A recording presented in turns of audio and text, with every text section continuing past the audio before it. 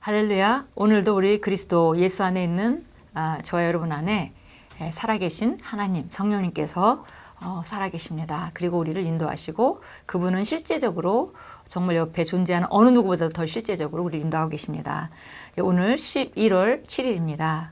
오늘 말씀의 실제 제목은 영적 지식을 습득하십시오라는 제목입니다. 영적 지식을 습득하십시오.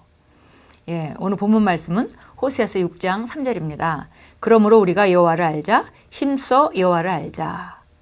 주님을 아는데 정말 어느 정도 사람들은 내가 성경 말씀에 대해 안다, 예수 그리스도에 대해서 안다, 하나님에 대해서 안다 이렇게 말할 수 있겠습니다. 그러나 그 안다는 것이 사실 다른 여러 차원이 있는 걸 우리가 알아야겠습니다. 그래서 점점 우리가 온전하게 정말 우리가 계시 지식으로 아는 것을 말하는 거죠. 머리로 이해하고 아는 것이 아니라 계시 지식 안에서 정말 우리 일부가 되어서 우리가 삶에 얼마든지 적용할 수 있는 마치 말씀과 내가 하나가 된 것 같은 그런 상태까지 우리가 전진을 해야 합니다. 그렇기 위해서 우리가 정말 힘쓰고 갈망하고 우리가 추구해야 되겠습니다.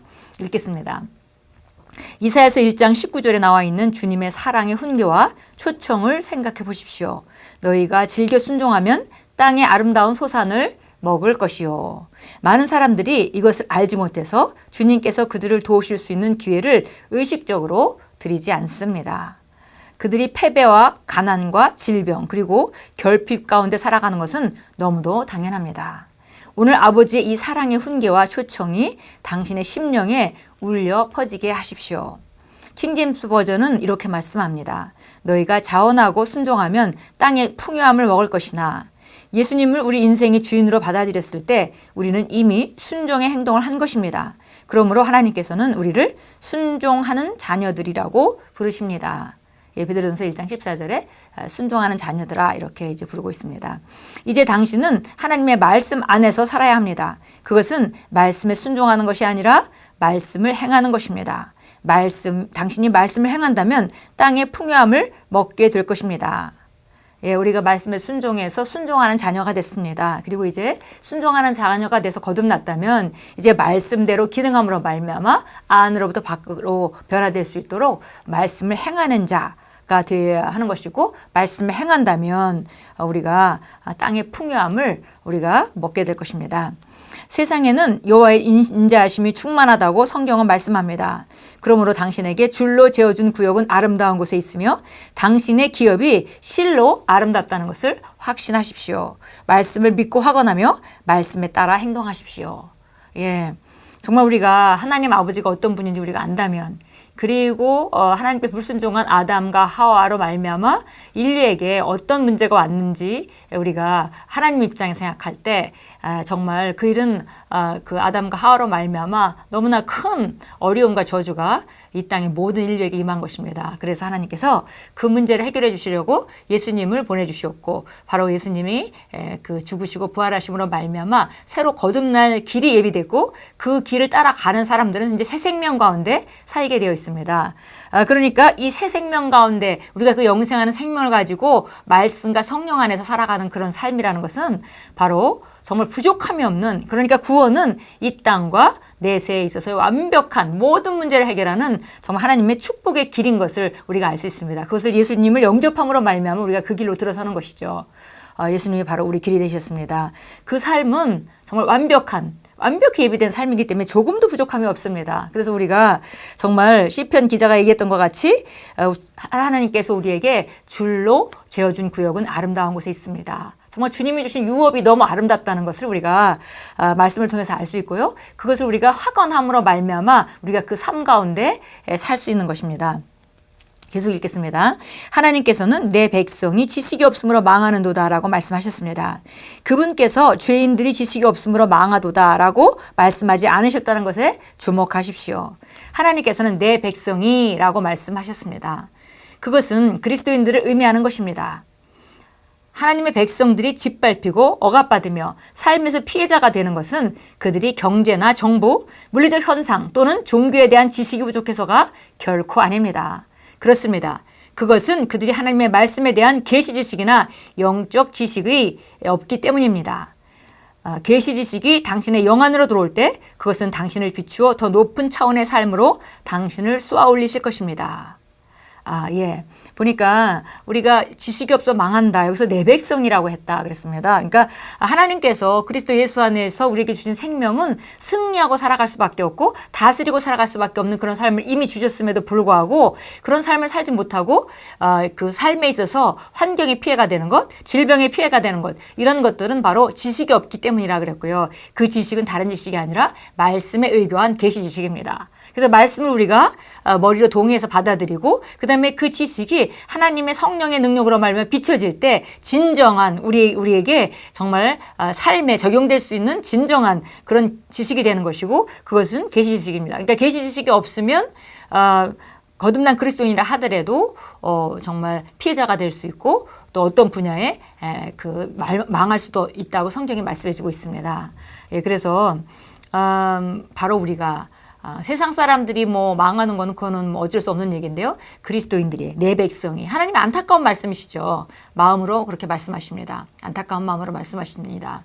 내 백성이 지식만 있으면 승리하고 살아가게 되어 있는데 지식이 없기 때문에 망한다라고 말씀하고 계시는 것입니다.